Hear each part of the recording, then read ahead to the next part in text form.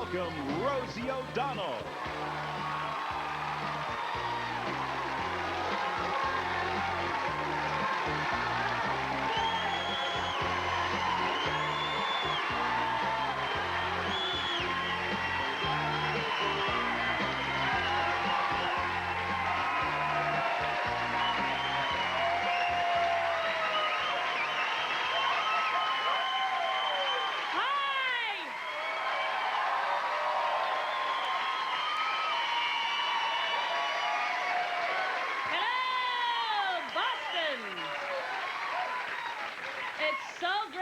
Back here in Boston, where I went to college, where I started doing stand-up comedy.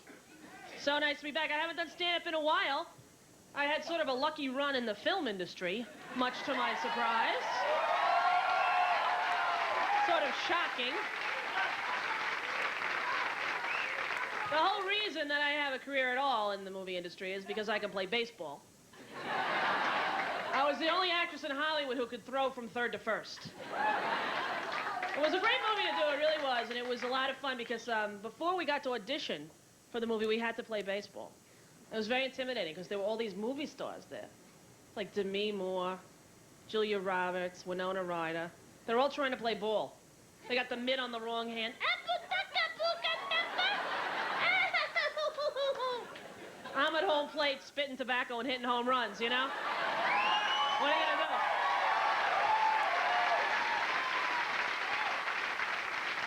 Julia Roberts actually came over to me. You know, she had seen me hit, and she goes, you know, it's my turn to bat next. Do you have any advice? I'm like, well, yeah. You might want to try holding the thin end of the bat. Good luck out there, pretty woman.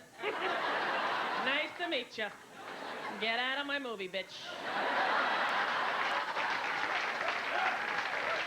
It was so much fun. I was very nervous because I had to meet Penny Marshall, Laverne, Schlemiel, Schlemazel, Hanson, Pep, Incorporated.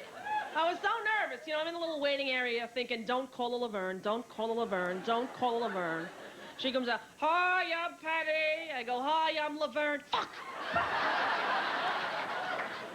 Luckily, she thought I was kidding. She laughed. Ah!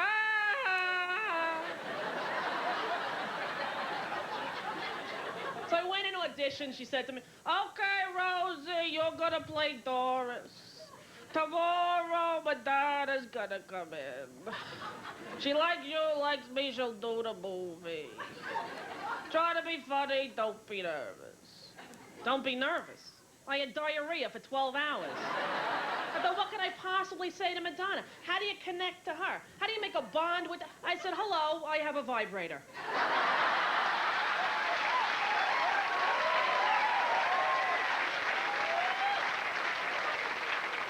She said, Panasonic? I said, no, Black & Decker. We were like this. I actually ended up being in the film a lot more than I was supposed to. You know, it was a tiny part. It ended up a much bigger part. Not because I'm a great actress, because I was from New York City, and I was the only one who could understand Penny. All the women in the movie, we'd be in the dugout waiting for her. She'd come over.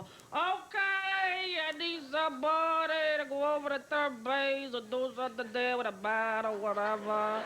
You know, pick it up, baby, the ball, gonna film me something now. Who wants a volunteer to do that little scene there at third base? The body water. I'll do it, Penny. Rosie again, all the time. Don't you girls want to be in the movie? I had the pleasure of working with her older brother, a guy I just think is the greatest guy in the world, Gary Marshall, on my least successful film, a movie called Exit to Eden. Oh, don't clap. You didn't see that movie. 9 people saw that movie. 6 in my immediate family. It was the first time I did a movie that really got ripped by the critics. You know, that Siskel and Egbert, whatever his name is? Eggman? Siskel kind of liked it, but that other guy, fat prick, I hope his balls explode.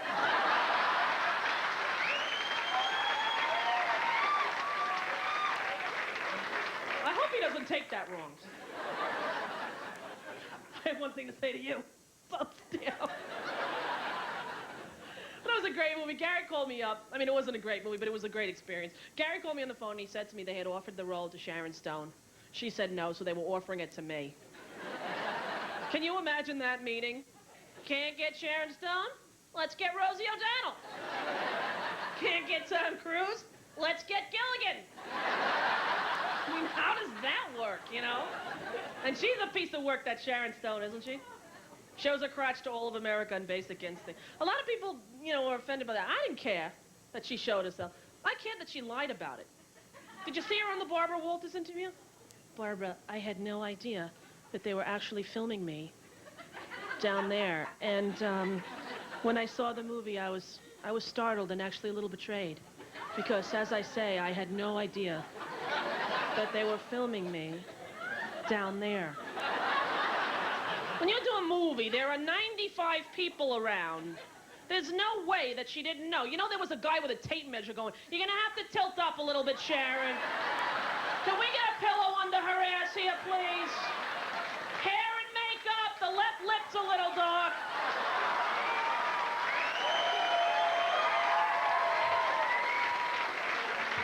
I had no idea that they were shooting me down there.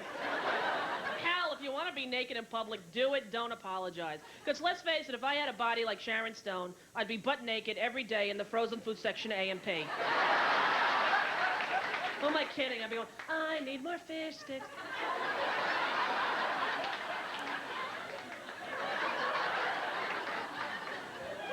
Though I don't know if I would do it really, because I think that's all people think about. You know why I think that? I met Harvey Keitel last month on an airplane. He came over, introduced himself, he's talking to me. The whole time I'm thinking, "I saw your penis, yeah, I saw your penis in the piano and the bed lieutenant. 2 times saw your penis, 2 times saw your penis." He's talking, I'm humming. He's like, "What song is that, Ro? You don't know it, Harvey." "I saw your penis, I saw your penis." I don't know. It was a great movie to do, Exeter Eden. One of the best reasons was I met Iman, supermodel. Not only the most beautiful woman I've ever met in my life, but the most intelligent. She speaks 7 languages, she's articulate, she's really regal, she's a very classy lady. I was nervous. We're in the makeup trailer, had never spoken to her. Makeup guy says, "Iman, I just saw David Bowie outside, and he looks just as good now as he did in 1975. And she turns slowly and says, "He's with me now, darling, he looks better."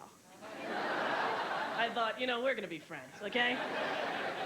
So then the makeup artist said to me, "Oh, Rosie O'Donnell, man, hey, you know Madonna?" And although I hadn't spoken to her, I said, "Yeah, but more importantly, I know Iman." And she turns and says, "That's all you need to know." We were like this! We had a fist fight scene in the movie. I was very concerned that I would hurt her, you know? So I told her, "Don't worry, Iman, I'll take the fall. I won't throw any punch. You're not gonna get..." "Don't tell me what to do, Rosie. I know how to do the fight. Don't tell me. No, no, no, no, no, no, no." She kicked my ass. I had a fat lip, a bloody nose, and 2 stitches in my head. I couldn't shoot for 5 days. My friends saw me. They're like, "What the hell happened to you?" "Car accident." I couldn't admit that a supermodel kicked my ass. I had dreams that gangs of them were following me around New York City. Kate Moss, Christy Brinkley, Cindy Crawford, leather jackets. The anorexics gonna have their way tonight.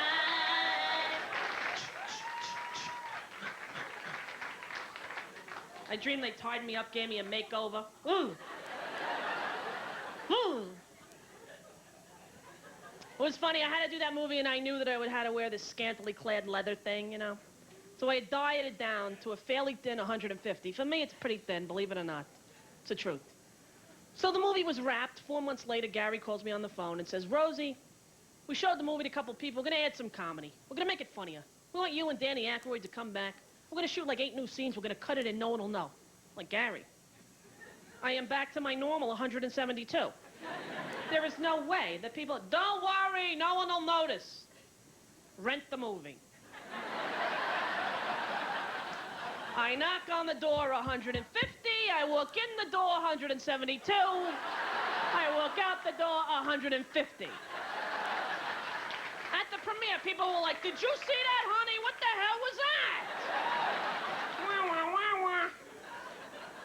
It was scary. I've been on every diet in the world. You know, I'm a yo-yo diet. I go up and down. It's very sad. I've been on the Slim Fast. You know this? Yeah, for breakfast you have a shake. And then for lunch you have a shake, let's try. And then for dinner you kill anyone in the room with food on their plate because you're starving by this point. But that condescending commercial, what do they say? They say for dinner have a sensible meal. Oh, a sensible meal, never thought of that. Sensible meal. If I could have a sensible meal, I wouldn't need fucking Slim Fast to begin with.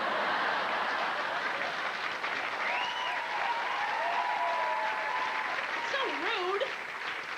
A sensible meal. Honey, put down the ding-dongs. Let's have some carrots. I never thought of that. That's sensible. A sensible meal, damn it. My favorite diet's the Richard Simmons Deal-A Meal. Never been on the diet, but I love the commercial. You ever watch that show, 3 in the morning? You're sitting home, eating Doritos, drinking a Yoo-Hoo. There he is in his pink shorts, happy as can be. I'm Richard Simmons, and today we're gonna go meet Jennifer, who lost 140 pounds. Jennifer! Surprise! Richard Simmons! Richard, before I was on the Deal-A Meal program, I was 300 pounds. I was sitting home, eating Doritos, drinking a Yoo-Hoo. I love you, Richard. I love you, Jennifer. I'm at home going, I love both of you.